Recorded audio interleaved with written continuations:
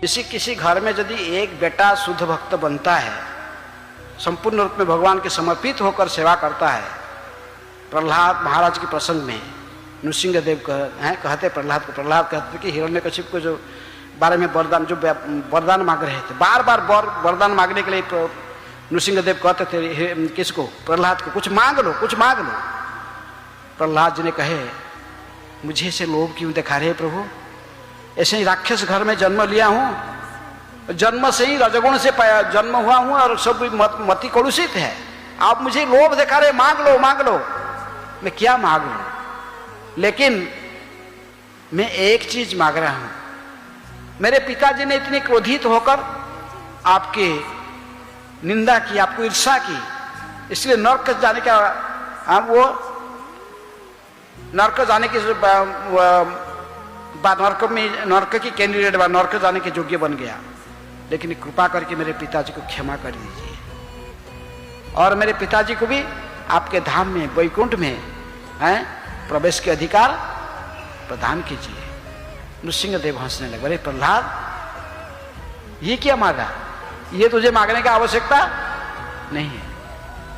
अरे जिस कुल में एक तुम जैसे पुत्र का जन्म होता,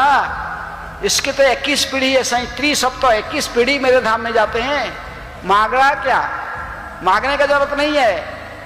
तुम जैसे शुद्ध भक्त यदि किसी घर में जन्म लेता है, उसका 21 पीढ़ी मेरी घर में, मेरे धाम में वैकुंठ लोक में चले जाते हैं। तो प्रभुपाद जी लिखते तात्पर्य हमारे 21 पीढ़ी कौन याद रखा है,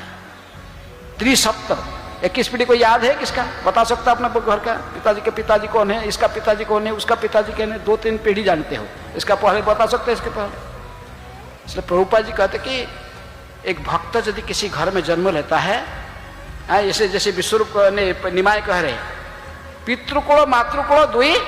उद्धार, दोनों उद्धार हो गए। प्रभुपाद जी कहते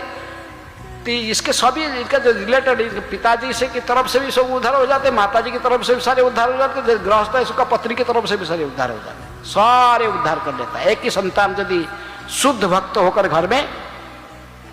जन्म लेता, भगवान की शुद्ध भक्ति करता है।